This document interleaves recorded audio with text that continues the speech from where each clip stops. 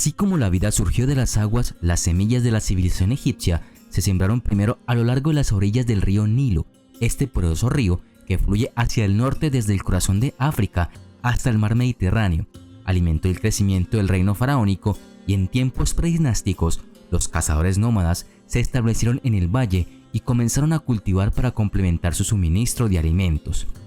El periodo faraónico abarca más de 3000 años, comenzando cuando los reyes gobernaron Egipto por primera vez. La primera dinastía comenzó en el 3100 a.C. con el reinado del rey Narmer. A lo largo de los siglos, el poder de los faraones aumentó y disminuyó en numerosas ocasiones, antes de que Egipto quedara bajo el dominio romano en el periodo greco-romano en el 332 a.C. El gobierno y la religión eran inseparables en el antiguo Egipto. El faraón era el jefe de estado durante el antiguo reino de 2575 a 2134 a.C.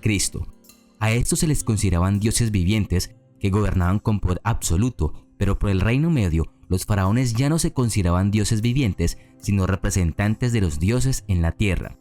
La religión y el gobierno pusieron orden en la sociedad a través de la construcción de templos, la creación de leyes, los impuestos, la organización del trabajo, el comercio con los vecinos y la defensa de los intereses del país.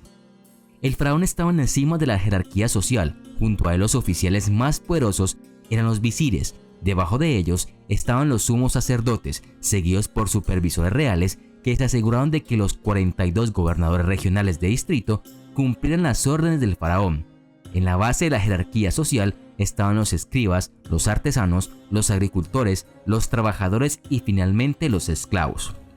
Las mujeres de la realeza, esposas e hijas, derivaron su estatus de su relación con el rey. Los reyes tenían muchas esposas y las familias reales eran grandes para mantener el linaje real puro. Los reyes a menudo se casaban dentro de su familia con una hermana o media hermana. En algunos casos se casaron con sus hijas, aunque no está claro si estos matrimonios fueron o no verdaderas uniones conyugales. Los antiguos egipcios eran muy organizados con la estratificación social y las barreras entre las clases eran bastante rígidas. Subir la escalera social era difícil, pero se podía lograr a través de logros sobresalientes en profesiones como la de los escribas y los militares.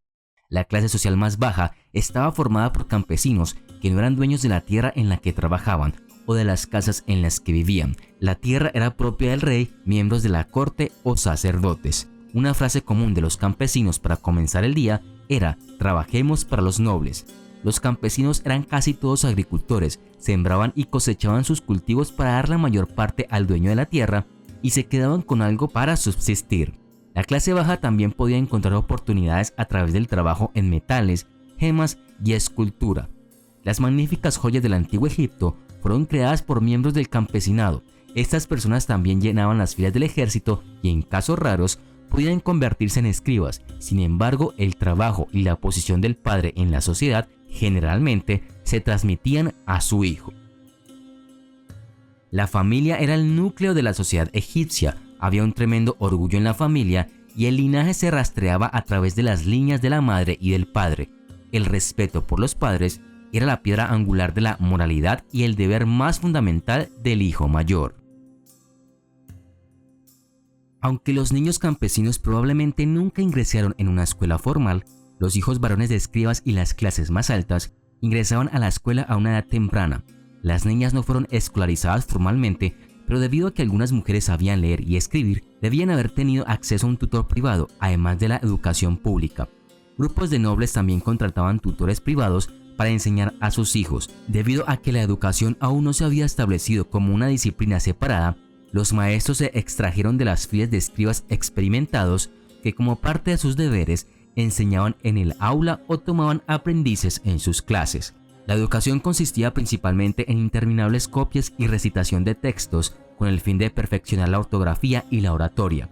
Las matemáticas también fueron una parte importante de la formación del joven. Además, la escolarización incluía la memorización de proverbios y mitos, mediante la cual los alumnos eran educados en la propiedad social y la doctrina religiosa.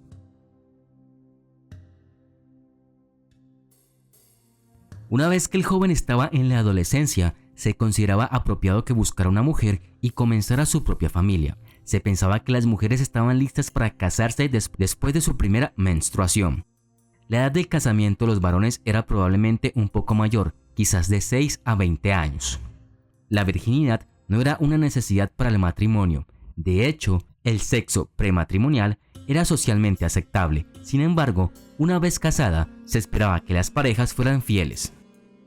Los egipcios, excepto el rey, eran en teoría monógamos. Además, eran personas muy sensuales y un tema importante de su religión era la fertilidad y la procreación. El matrimonio era puramente un arreglo social que regulaba la propiedad.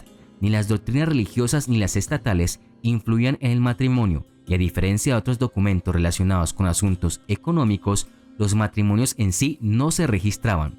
Aparentemente, una vez que una pareja comenzaba a vivir juntos, se reconocía que estaban casados. Los textos legales indican que cada cónyuge mantenía el control de los bienes que trajeron al matrimonio, mientras que otros bienes adquiridos durante la unión eran propiedad de ambos. El nacimiento de un niño era un momento de gran alegría y de gran preocupación, dada la alta tasa de mortalidad infantil y el estrés del parto en la madre.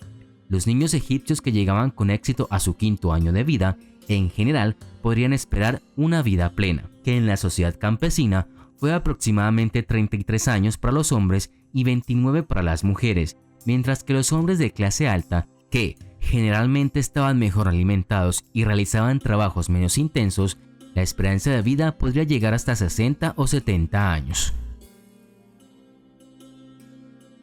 Aunque la institución del matrimonio era tomada muy en serio, el divorcio no era infrecuente.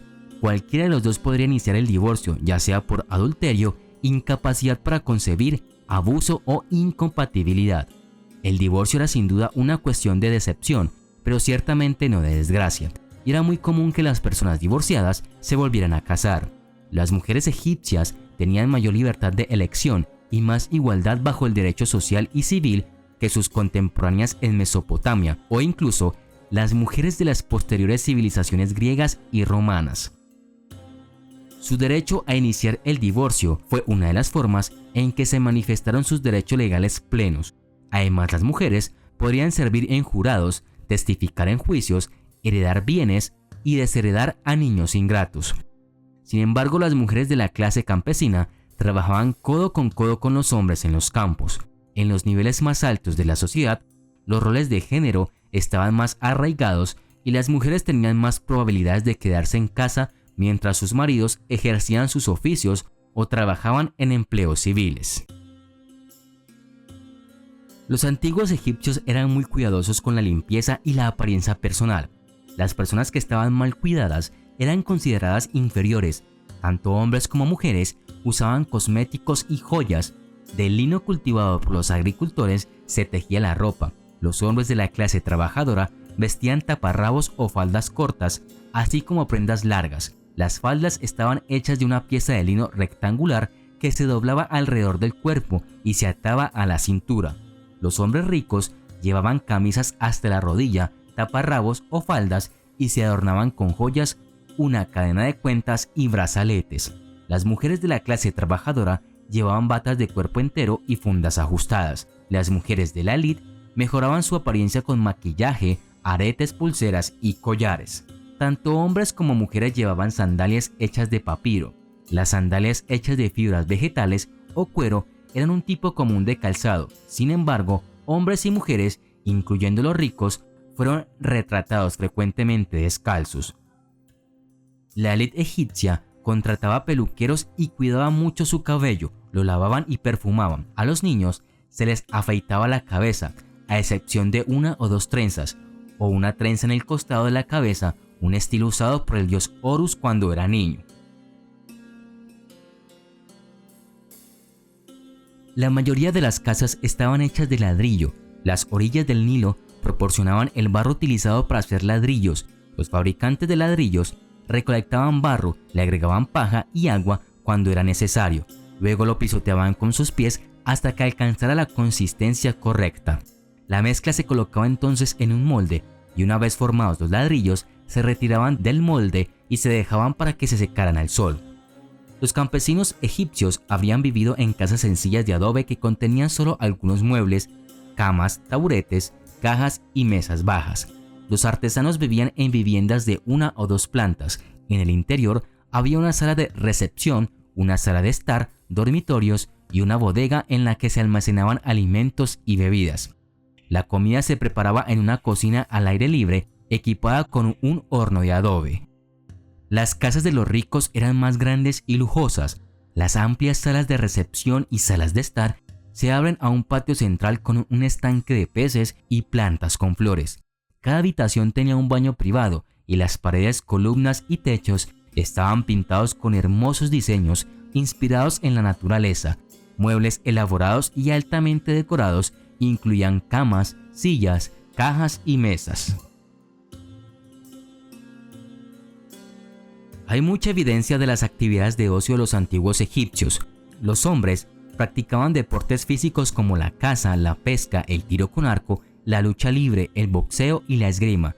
Se organizaron carreras de larga distancia para demostrar destreza física y tanto hombres como mujeres disfrutaban nadando.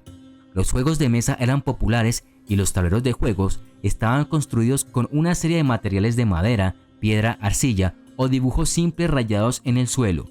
Uno de los juegos más comunes fue el Senet, que se jugó en un tablero de 30 cuadrados divididos en 3 filas de 10 cuadrados. Al igual que muchos otros aspectos de la cultura egipcia, Senet tenía un significado religioso y el juego se parecía a pasar por el inframundo.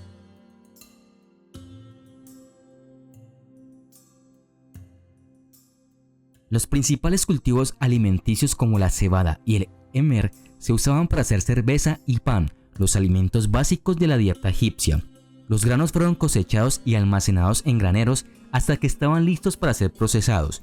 Se cultivaba una gran variedad de verduras como cebollas, ajos, puerros, frijoles, lentejas guisantes, rábanos, coles, pepinos y lechugas.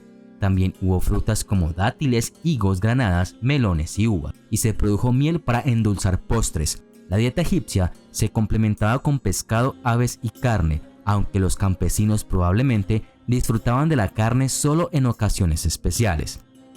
Los animales domesticados criados para alimentación incluyen cerdos, ovejas y cabras. Las uvas se transformaban en vino para la clase noble, pero la cerveza era la bebida favorita de la gente común. La comida se servía en tazones de cerámica, pero no se usaban utensilios para comer. Primordialmente, la economía del antiguo Egipto se basó en la agricultura. Dependiendo de los ciclos del río Nilo, cultivaban cereales como el trigo para elaborar pan, cebada para fabricar cerveza y plantas oleaginosas para producir aceites. Existían otras actividades económicas complementarias como la caza, pesca, ganadería, cerámica, metalurgia, producción textil y la extracción minera. Contando el Estado con una gran cantidad de mercancía excedente, se incentivó el comercio exterior con regiones como Fenicia, Canaán, Nubia, Pun, Anatolia y Creta.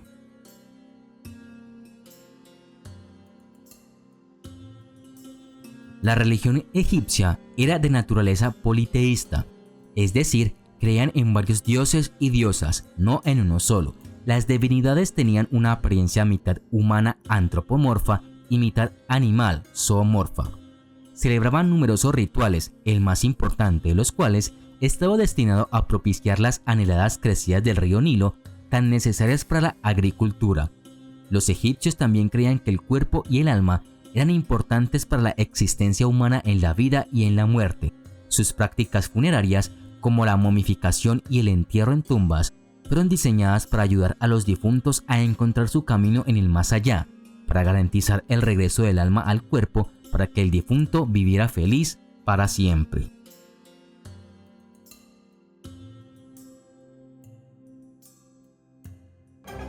El río Nilo. Para los antiguos egipcios, el río Nilo era un aspecto fundamental de su vida cotidiana. Uno de los posibles peligros que se podían encontrar en el Nilo era el cocodrilo. Los egipcios respetaban y temían el poder del cocodrilo, ya que era un peligro real para ellos. Se sabe que los cocodrilos del Nilo veían a las personas como presas y los atacaban. Estas criaturas se encuentran en grupos grandes y pueden crecer hasta 5 metros de largo y pueden moverse a aproximadamente 17 kilómetros por hora en tierra. Hipopótamos. Otro gran peligro que se podría encontrar en el Nilo era el hipopótamo. El hipopótamo era un peligro para los barcos en el río Nilo y para las personas que trabajaban en las orillas del río o cerca de ellas. Los egipcios los temían por sus enormes bocas, dientes, tamaño y su naturaleza agresiva cuando se enojaban. Estos animales son muy territoriales. A menudo representados en la religión y el arte del antiguo Egipto, se creía que los hipopótamos poseían poderes espirituales y son vistos como símbolos de renacimiento. El hipopótamo estaba representado en la diosa Tauret, que protegía a las mujeres durante el parto.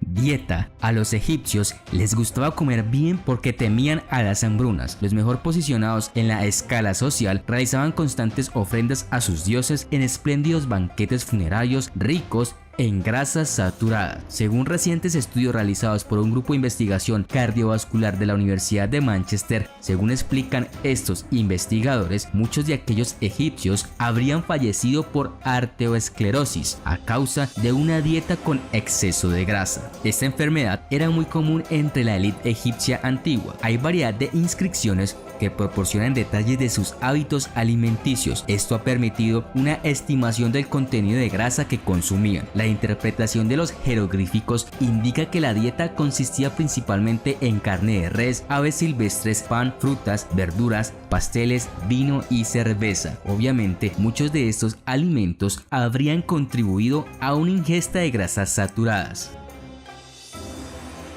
Parásitos. Muchos relatos del antiguo Egipto comienzan haciendo hincapié en la influencia del medio ambiente y particularmente del gran río Nilo, ya que el Nilo era la fuente de agua vital para beber, cocinar y lavar. Sin embargo, también albergaba parásitos y otras criaturas que eran menos beneficiosas.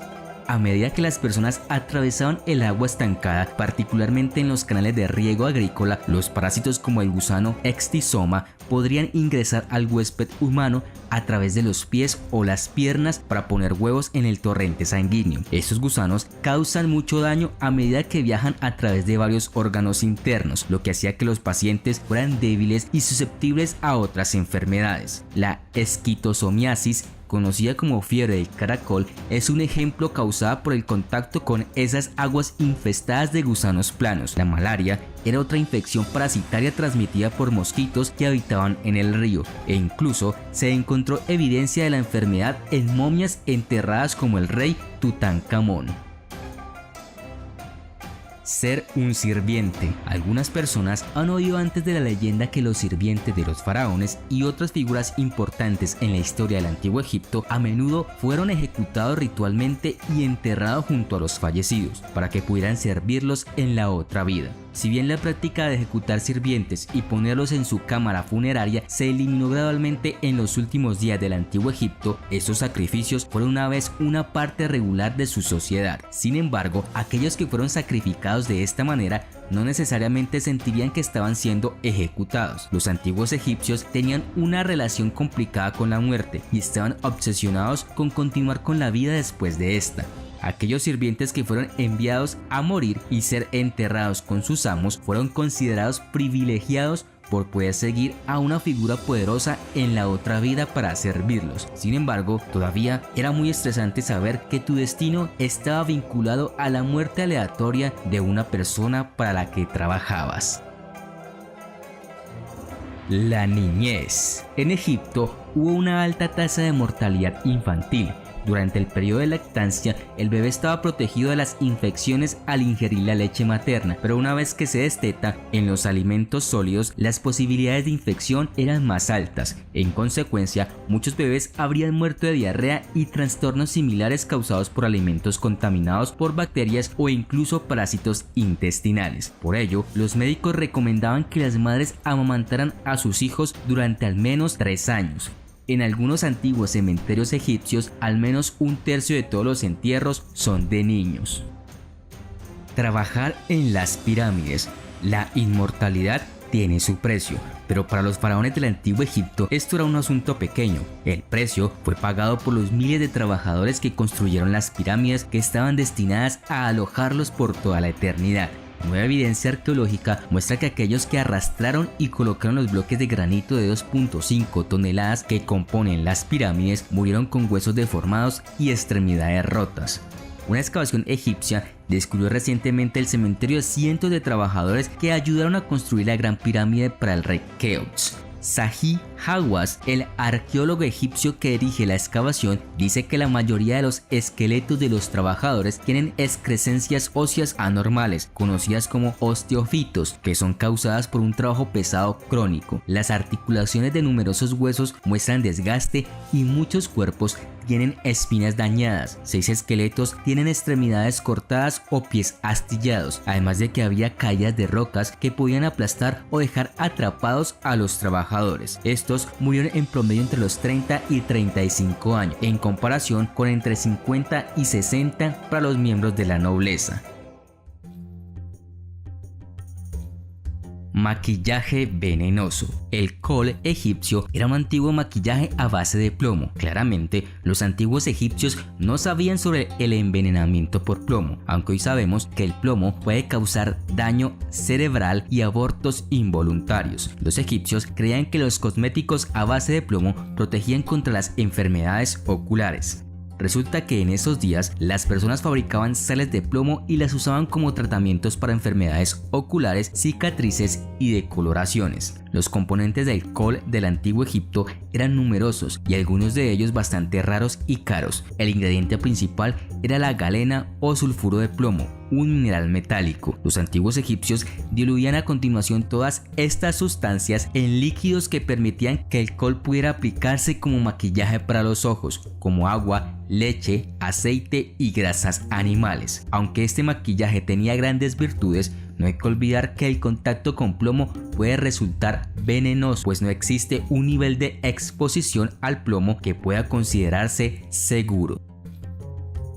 La arena y las lámparas de aceite. Debido a que Egipto es un lugar tan caluroso y arenoso, las enfermedades pulmonares eran bastante comunes debido a la suciedad y la arena que entraban en los pulmones. Esto también les traía muchos problemas óseos. La artritis era bastante común. También tenían problemas con sus dientes, tenían caries y sus dientes estaban desgastados por las partículas de arena que respiraban. También tenían abscesos en los dientes que, si no se drenaban, podrían causar la muerte. A esto se le sumaba la tuberculosis y era más común en esa época que ahora en los tiempos modernos. También era muy frecuente la neumoconiosis por respirar arena, causada por las frecuentes tormentas del desierto. Esto daba como resultado una plaga de tos que propagaba la enfermedad. Curiosamente, la mayoría de las afecciones pulmonares estaban relacionadas con la presencia de pigmento antacrótico, carbono, en los pulmones. Esto sugiere la contaminación del aire por el humo de incendios o lámparas de aceite. Cambio climático. Según un nuevo artículo de un equipo de investigadores de la Universidad de Yale, el antiguo Egipto dependía de las inundaciones del río Nilo para regar los cultivos que podrían alimentar a la sociedad. Cuando la región se enfrentaba a la sequía, los rendimientos de los cultivos se desplomaban y causaban disturbios generalizados. Los investigadores pudieron determinar que la peor de estas sequías fue causada por erupciones volcánicas que liberaron gases sulfurosos a la atmósfera, alterando los patrones de precipitación e interrumpiendo los monzones estacionales. En los años influenciados por las erupciones volcánicas, las inundaciones del Nilo generalmente disminuían, causando sequías, lo que provocaba un estrés social que podría desencadenar en disturbios y hambrunas debido a los pocos alimentos y tener otras consecuencias políticas y económicas.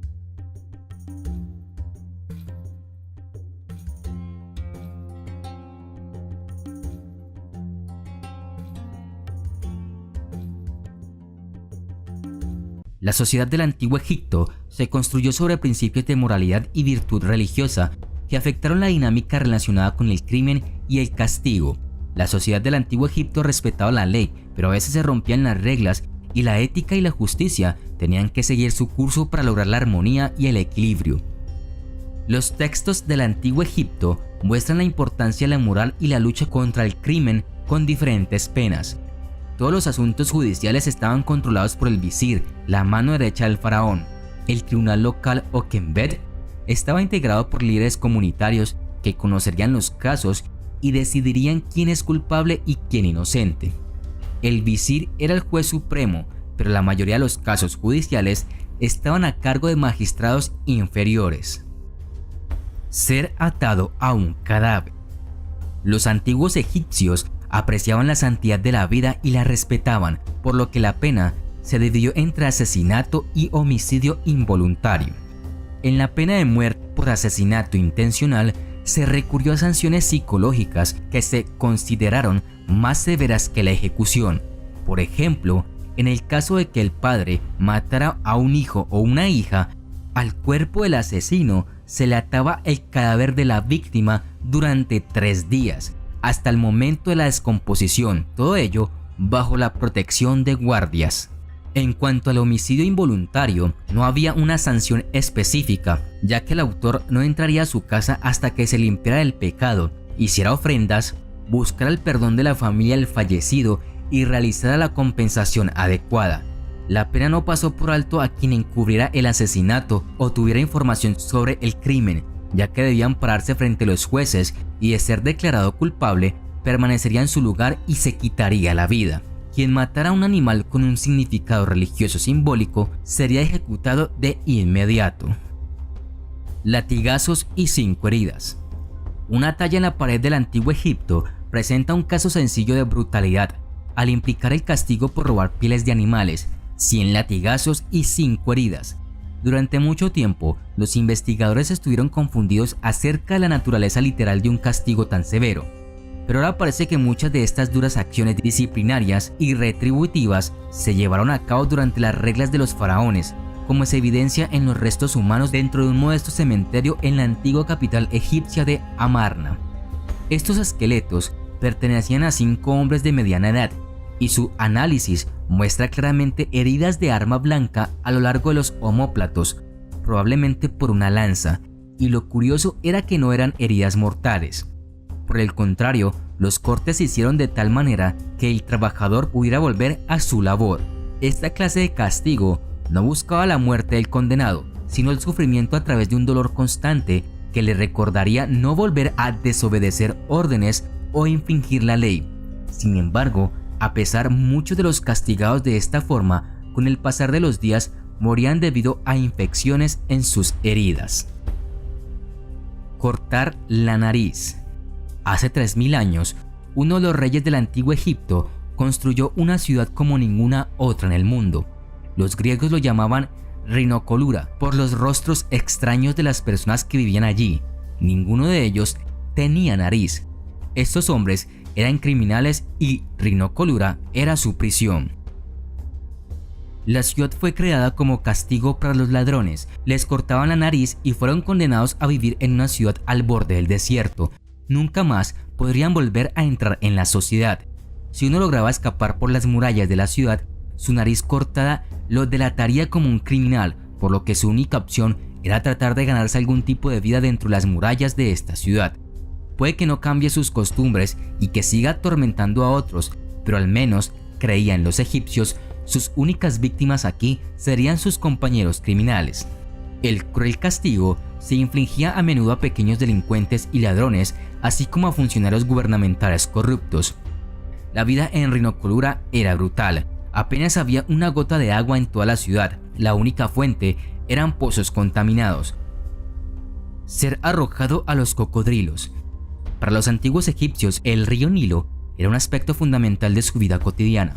La próspera cultura que sostuvo el antiguo Egipto durante miles de años dependía de la inundación anual de las aguas del río, y la cultura sufría cada vez que fluctuaban.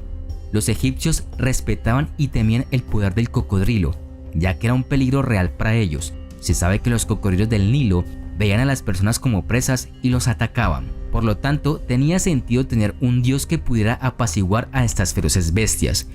Los cocodrilos fueron representados por el dios llamado Sobek, poseyendo la fuerza y la naturaleza de un cocodrilo que los egipcios temerían y respetarían, por lo cual era habitual arrojar a los condenados al Nilo para que fueran devorados por los cocodrilos. Empalamiento. Muchas civilizaciones y culturas del mundo antiguo practicaron esta forma de tortura, entre ellos los egipcios. Implicaba empalar a la víctima con una estaca larga, afilada y a menudo engrasada para aplicar la pena capital, sofocar revueltas, reprender a los desertores o eliminar la insubordinación militar en la guerra. Este método se realizó de 2 formas, longitudinal o transversal. Para la longitudinal, la persona se colocaba por encima de la espiga que se insertaba en la mitad de sus partes privadas traseras. Una persona podría sobrevivir a esto durante varios días. Para el transversal, la estaca se perforaba a través del torso, ya sea de adelante hacia atrás o viceversa. No tenemos representaciones de este procedimiento, pero hay un jeroglífico que representa un cuerpo sobre una estaca después de la frase dar sobre la madera. La ejecución parece haber sido pública. Destierro y trabajos forzosos. El trabajo forzoso parece haber sido generalizado, ya que era más útil utilizar a los culpables que encarcelarlos. El destierro a Nubia se menciona a menudo como una amenaza en los textos del Nuevo Reino. Presumiblemente, estas personas tuvieron que trabajar en las minas de oro del desierto oriental. Este trabajo agotador requería una fuerza muscular intensa y un esfuerzo extenuante que sin duda habría provocado lesiones graves, si no fatales. La construcción de las pirámides es un ejemplo de las duras condiciones laborales llevadas a cabo por los criminales del antiguo Egipto. Aunque la creencia popular asume que personas esclavizadas construyeron las pirámides, muchos historiadores argumentan que las pirámides fueron construidas en realidad por una multitud de hábiles artesanos. Sin embargo, los delincuentes esclavos jugaron un papel importante en la construcción de estos edificios monumentales. Los criminales del antiguo Egipto eran considerados mano de obra permanente cuando fabricaban las pirámides y tenían la ardua tarea de cortar los millones de bloques de piedra y demás trabajos pesados. Amputaciones. Los antiguos egipcios también usaron ampliamente las amputaciones para una cantidad diversa de delitos, como por ejemplo, el castigo para los que robaban, recibían sobornos o engañaban en las balanzas era cortarles la mano. En cuanto a la violación, el castigo era castrarlos. Si el delito era traición o revelar secretos, se les cortaba la lengua. Por lesiones personales graves a una persona o varias, el castigo podría ser amputar un brazo. Las creencias de la época sostenían que un alma solo sería admitida en la otra vida si su cuerpo estaba intacto. Por lo tanto, este tipo de castigo no solo se sufrían en vida, también en el más allá. La hoguera. En el antiguo Egipto se atestiguan varios incidentes de quemar vivos a rebeldes percibidos. Se dice que Senusret I reunió a los rebeldes y los quemó como antorchas humanas. Bajo la guerra civil que estalló bajo Takelot II, más de 1000 años después, el príncipe heredero Osorkón no mostró piedad y ejecutó de esta manera a varios rebeldes. En los libros de estatutos, al menos las mujeres que cometían adulterio podrían ser ejecutadas de esta manera. Los egipcios creían que sin un cuerpo físico uno no podría entrar al más allá. Diodorus Siculos, un historiador griego del siglo I, escribía con frecuencia sobre la historia y las costumbres egipcias. En uno de sus escritos relata el trato verdaderamente espantoso que reciben los jóvenes parricidas. Se les amputaba y se les quemaba como antorchas. Según Siculos, este castigo fue tan extremo porque los egipcios consideraban el crimen de los parricidas como la peor acción que un ser humano podría cometer.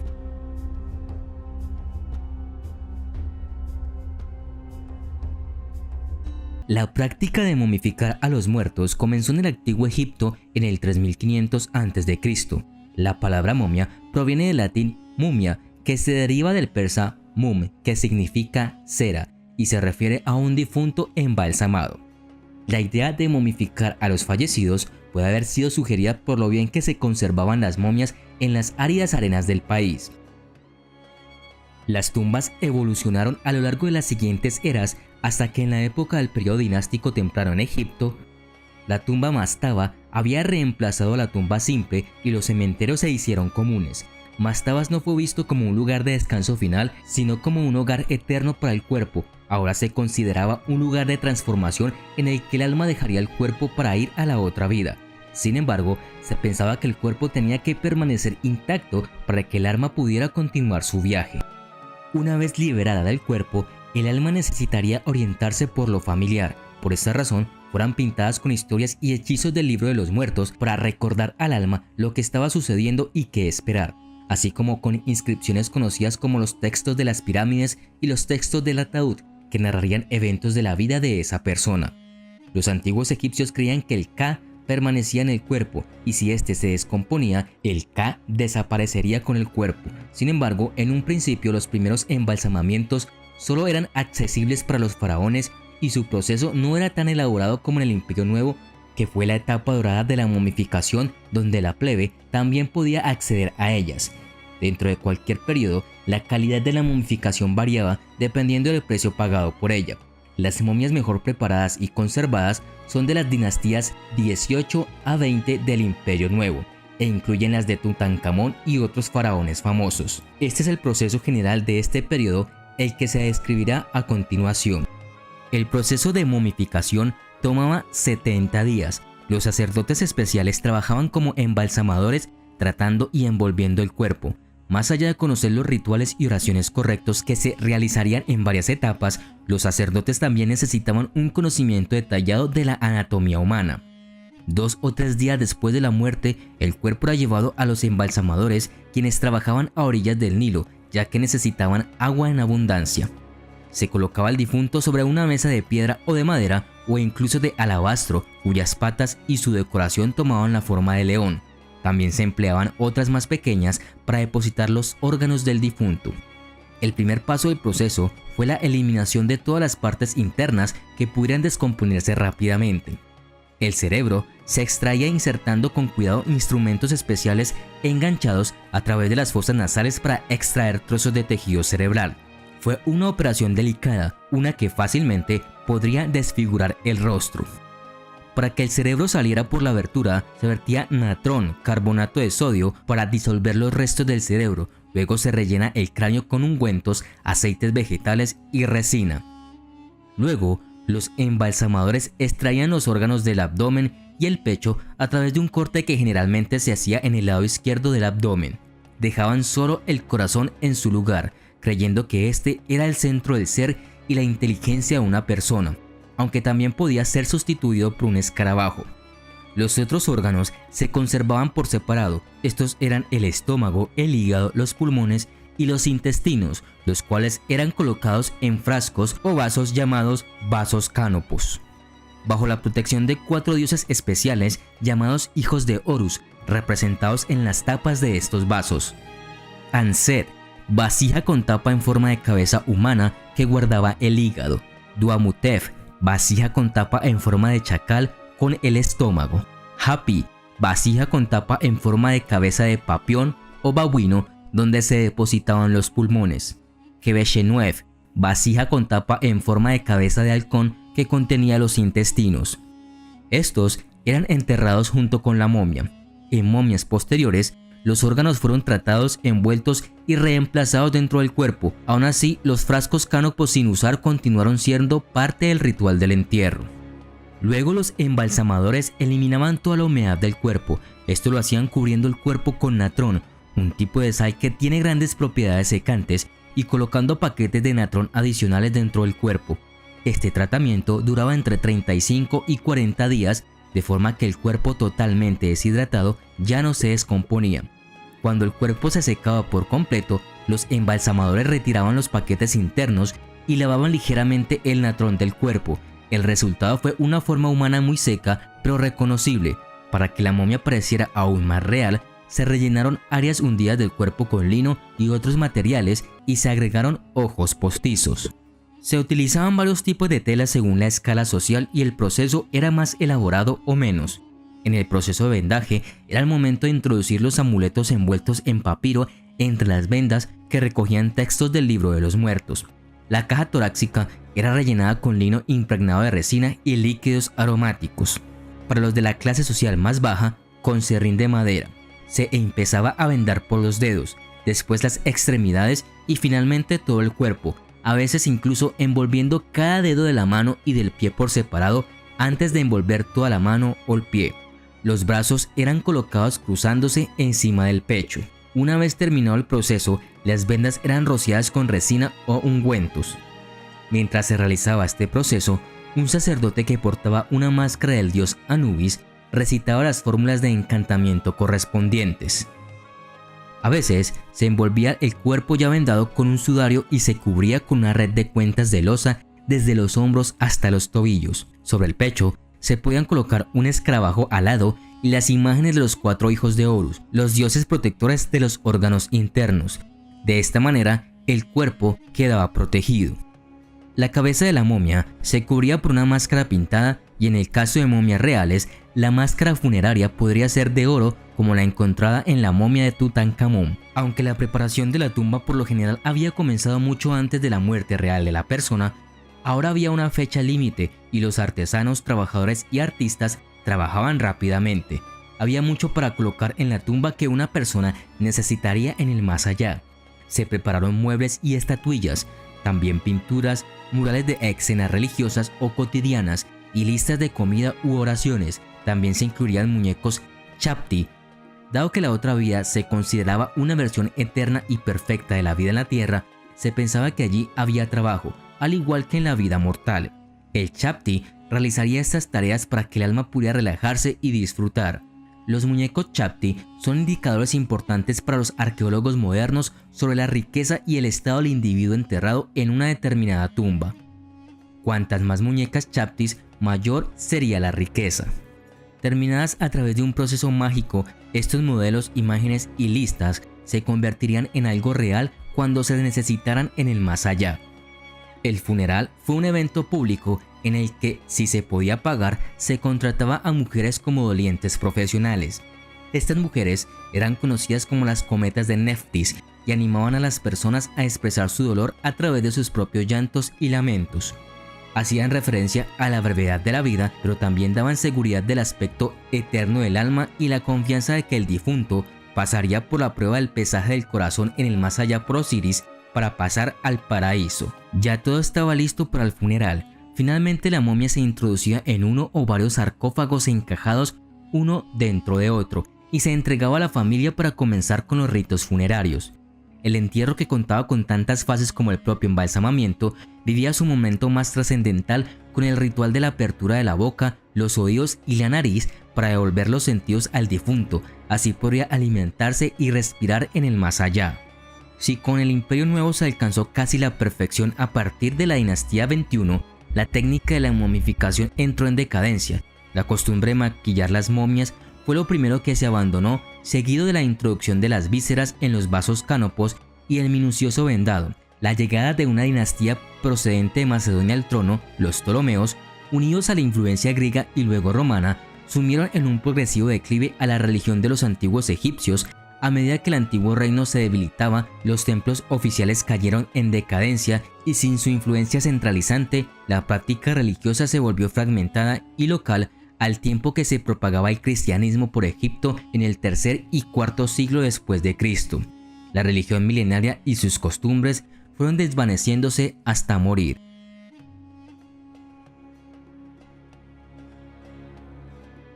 Los egipcios creían que tenían que reconocer cómo funcionaba el mundo, quién era el responsable para su funcionamiento y comportarse en consecuencia. Este comportamiento fue dirigido por el valor cultural Ma'at, armonía y equilibrio, sostenido por una fuerza subyacente conocida como Eka, magia, y había una clase especial que era responsable de honrar y cuidar a los dioses diariamente, y este era el sacerdocio. El clero del antiguo Egipto no predicaba, interpretaba las escrituras, hacía proselitismo ni realizaba servicios semanales. Su única responsabilidad era cuidar al dios en el templo. Los hombres y las mujeres podían ser sacerdotes, realizar las mismas funciones y recibir la misma paga. Las mujeres eran más a menudo sacerdotisas de deidades femeninas, mientras que los hombres servían a los dioses hombres. Los sumos sacerdotes fueron elegidos por el faraón. Quien era el sumo sacerdote de Egipto se consideraba que era el mediador entre el pueblo y sus dioses, por lo que esta posición tenía autoridad política y religiosa. A lo largo de la historia de Egipto, el sacerdocio desempeñaría un papel vital en el mantenimiento de las creencias y tradiciones religiosas, mientras que al mismo tiempo desafiaría constantemente la autoridad del faraón al acumular riqueza y poder que a veces rivalizaban con los de la nobleza. Los sacerdotes varones eran conocidos como Hen Neyer y las mujeres como Hedmet Neyer. Había una jerarquía en el sacerdocio desde el sumo sacerdote Hem Neyer Tepi, primer siervo de Dios, en la parte superior hasta los sacerdotes Wab en la parte inferior.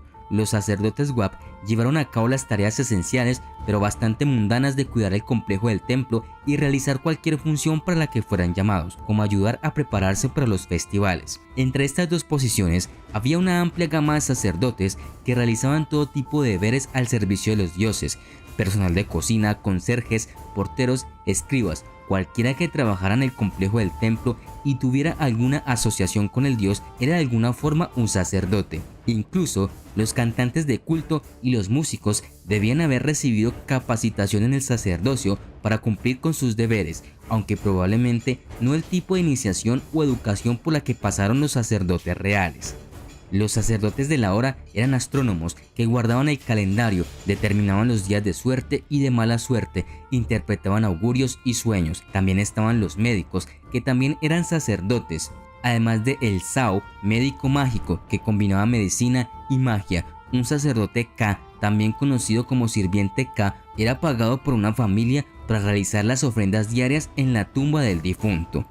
También existían sacerdotes Sem, que presidían rituales funerarios y llevaban a cabo todo este tipo de servicios. Los Sem sacerdotes fueron los embalsamadores que momificaban el cadáver y recitaban los encantamientos mientras envolvían a la momia. Los Sem sacerdotes eran muy respetados porque eran responsables de recitar con precisión los hechizos que garantizarían la vida eterna al difunto. Justo debajo del sumo sacerdote estaba el sacerdote que escribía los textos religiosos, instruía a otros sacerdotes y recitaba el Heka en el templo y en los festivales. Aunque hay evidencia de mujeres que sirven en todas las demás posiciones en la vida del templo, no hay registro de una mujer sacerdotisa lectora. Esto podría haber sido porque la posición generalmente se pasaba de padres a hijos.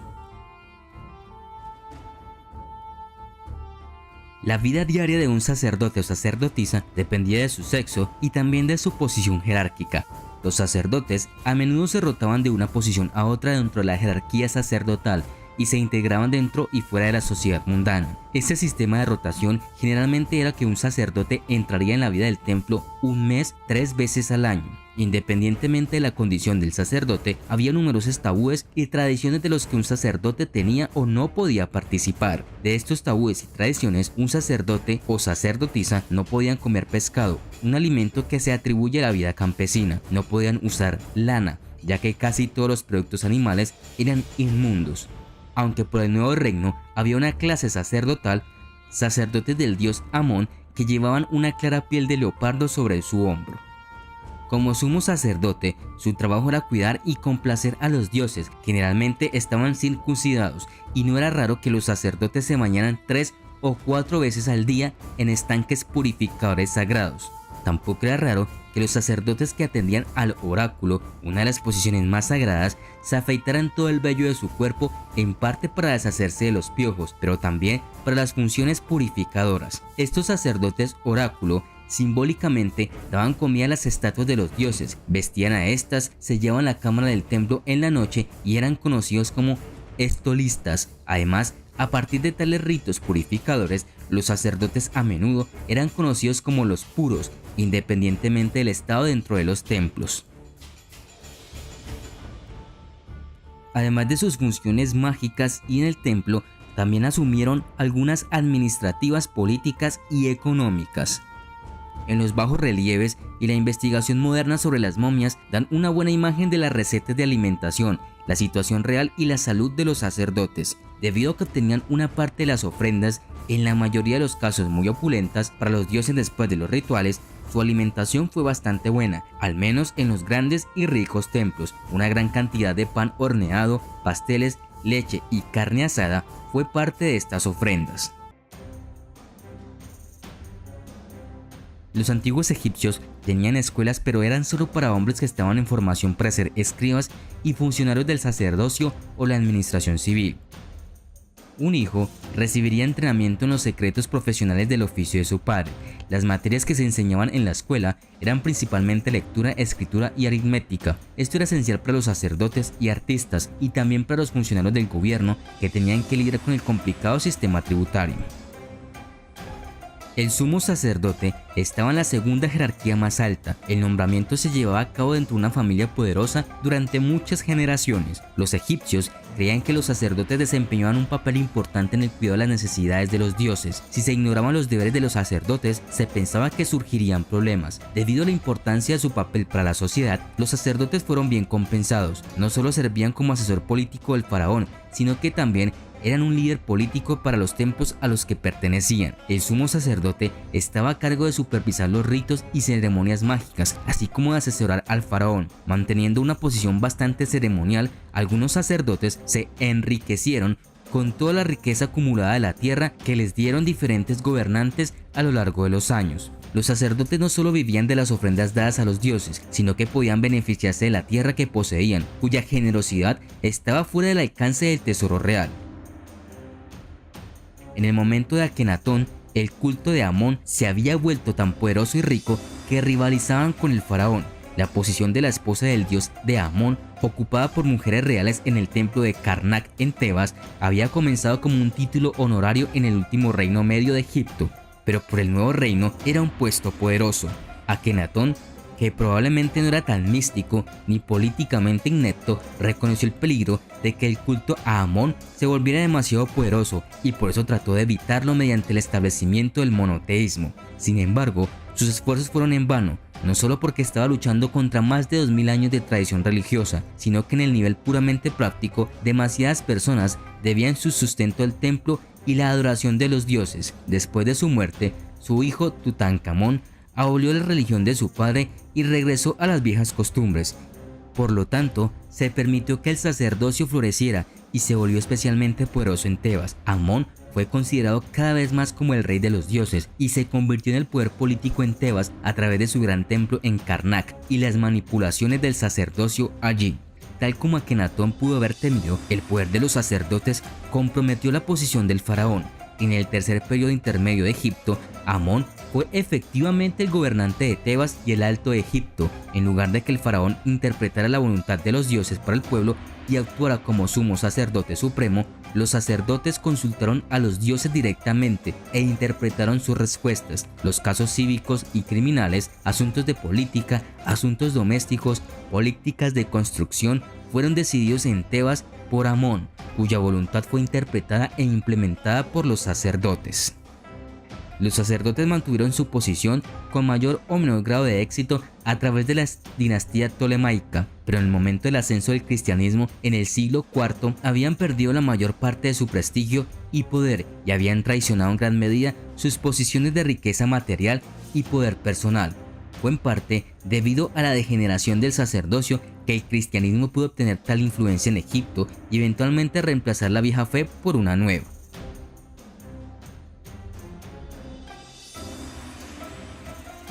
Los faraones fueron los gobernantes de las antiguas dinastías egipcias entre el 3000 a.C. y el 30 a.C. Venerados como dioses por sus súbditos, gobernaron a grandes familias extendidas y fueron responsables de mantener la armonía en su reino. El papel del faraón en el imperio fue enormemente importante, trascendiendo al de un monarca típico en el sentido de que se extendía a ambos lados de las esferas, política y religiosa. De hecho, se consideraba que los faraones eran casi deidades que sin embargo estaban cargadas con las responsabilidades claramente terrenales de hombres y mujeres de estado. Como líder religioso de los egipcios, el faraón era considerado el intermediario divino entre los dioses y los egipcios. Mantener la armonía religiosa y participar en las ceremonias formaba parte del papel de faraón como jefe de la religión. Como estadista, el faraón hizo leyes, hizo la guerra, recaudó impuestos y supervisó toda la tierra de Egipto. Muchos eruditos creen que el primer faraón fue Narmer, también llamado Menés. Aunque existe cierto debate entre los expertos, muchos creen que fue el primer gobernante que unió el Alto y el Bajo Egipto. Por eso los faraones ostentan el título de Señor de dos tierras. Los faraones eran típicamente hombres, aunque hubo algunas líderes femeninas notables como Hatshepsut y Cleopatra. En su papel de sumos sacerdotes, los faraones hacían ofrendas sagradas a los dioses a diario. Se creía que solo el faraón podía entrar en un templo sagrado y comunicarse con los espíritus de los dioses. En vida, se creía que los faraones eran encarnaciones de la deidad Horus antes de que en la muerte se convirtiera en Osiris, el dios del más allá. Al levantarse de su cama por la mañana, el faraón sería llevado a una habitación separada donde los sirvientes con títulos como jefe de aceites perfumados y pastas para frotar el cuerpo de su majestad supervisaban el aseo del faraón. Los antiguos egipcios eran maestros en el arte de la elaboración de perfumes y creían que el aroma tenía un origen divino y se usaba en rituales, ceremonias, cosméticos, medicinas y ungüentos perfumados. Después de limpiar al faraón, los sirvientes le cortaban el cabello, le aplicaban el maquillaje de ojos usando una sombra oscura y un delineador. Este maquillaje se llamaba Kohl. Tanto los faraones masculinos como femeninos usaban maquillaje. Los sirvientes vistieron al faraón con una falda y agregaron sus joyas, que generalmente incluían un gran colgante de oro en una cadena de cuello ancho. Los faraones se representaban típicamente con largas barbas trenzadas, pero en realidad todos estaban muy bien afeitados. Las barbas eran falsas, usadas para imitar al dios Osiris, a quien se representa luciendo una hermosa barba. Posteriormente, en la mañana o en la tarde, el faraón caminaba hacia la cámara de audiencia para celebrar sus reuniones diarias. Cuando los invitados entran en la habitación, se postran frente a él. Él es una majestad divina. Como de costumbre, habían embajadores que ofrecían tributos de países extranjeros y generales hablando de asuntos militares, la nobleza habitual y algunos enviados especiales de todo el imperio. Los oficiales reales comparecerían ante el faraón para obtener la aprobación de proyectos de construcción o irrigación. Terminadas las audiencias del día, partía hacia el templo. Como faraón debía rendir tributo al dios principal Amon-Ra. Acompañado por el sumo sacerdote, el faraón caminaba por el gran templo hasta el santuario, disfrutando del aire fresco y oliendo el espeso incienso. En el interior, se acercaba a la estatua de Amon-Ra, le hacía algunas preguntas al dios y recibía respuestas del sumo sacerdote. Los faraones solían tener decenas de hijos, resultado de tener una o dos esposas mayores, varias esposas menores y numerosas concubinas. El faraón solo reconocía como herederos oficiales a los hijos e hijas de sus esposas mayores y en ocasiones favorecía a las esposas menores. Estas y las concubinas residían en el harén real, que también albergaba a todos sus hijos, una escuela y la residencia de los animadores de la corte. Los faraones solían casarse con miembros femeninos de la familia, incluidas las hijas, para mantener pura la línea de sangre de la familia. El tiempo familiar del faraón generalmente incluía una comida al mediodía con sus esposas e hijos. Cuando los hijos del faraón tenían la edad suficiente, jugaba con ellos a juegos de mesa o los llevaba a sus rondas oficiales. La comida del antiguo Egipto de los faraones y la nobleza incluía carne de res, cabra, cordero, pescado del Nilo, bagre, salmonete o aves de corral como ganso, paloma, pato, garza y grulla a diario. Los egipcios pobres, por ejemplo, solo comían carne en ocasiones especiales, pero comían pescado y aves con mayor frecuencia. La carne, el pescado y las aves que no se consumían rápidamente se conservaban mediante salazón o secado. Las tumbas detallan comidas de gacela salvaje asada con miel, patos asados, además de vino y productos lácteos como mantequilla y queso. Los antiguos egipcios cultivaban y consumían una variedad de verduras como cebollas, puerros, ajo, lechugas, lentejas, coles, rábanos y nabos. Como postre se comían frutas como dátiles, higos, ciruelas y melones, granadas y una fruta parecida a una baya llamada azufaifo, con pasteles de miel de postre. En el antiguo Egipto se creía que los objetos inanimados, en particular las imágenes creadas para tumbas o templos, contenían poderes mágicos latentes. Lo que se dibujó o grabó en piedra podría surgir más tarde en otro cosmos. Es por eso que tantas obras de arte faraónicas muestran mesas llenas de comida. Nadie quería pasar hambre en la otra vida. Por el contrario, los antiguos egipcios esperaban disfrutar de la fiesta más grande de todas en ese otro reino. Los faraones autorizaron la construcción de todas las estructuras del imperio, incluidos los templos y estatuas de ellos mismos. También organizaron la construcción de sus propias tumbas y las de su familia, muchas en forma de pirámides. La Gran Pirámide de Giza es el único superviviente de las 7 maravillas del mundo. Si bien estas elaboradas estructuras conmemoraron la muerte de los faraones, los jeroglíficos, artefactos y sarcófagos que se encuentran dentro de las pirámides han proporcionado a los investigadores y académicos una gran cantidad de información sobre la vida de los faraones. El faraón vivía en un gran palacio construido en gran parte con ladrillos de barro. Solo los monumentos y templos a los dioses estaban hechos de piedra sólida y tenían la intención de durar miles de años. El lujoso interior del palacio estaría decorado con pinturas murales y amueblado con los mejores muebles dorados. Se utilizaron azulejos vidriados ornamentados para cubrir los pisos. El palacio contenía muchas habitaciones, pasillos, jardines y patios y fue construido para impresionar. El harén real se construyó dentro del complejo del palacio, pero en un edificio separado. El faraón pasaba su tiempo libre participando en deportes y jugando juegos de mesa. La caza era un pasatiempo agradable y podía ser peligroso si el faraón se unía al mortal deporte de cazar hipopótamos. Como comandante en jefe del ejército, parte de su tiempo podría haber sido utilizado para discutir planes futuros para campañas militares y planificar la construcción de fortalezas. Su último deber diario llegaba al final de la tarde, en el cual regresaba al templo para una ceremonia que marcaba la puesta del sol y el final del día. Entre las pocas faraonas estaba Hatshepsut, hija de Tutmosis I y viuda de Tutmosis II.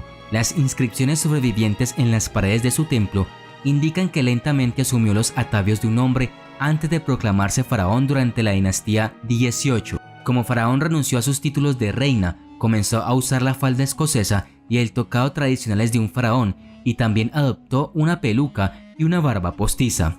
Es probable que Hatshepsut fuera atendida de la misma manera que los faraones varones, aunque por esclavas, y dirigiera los asuntos diarios tal como lo habían hecho su padre y su esposo.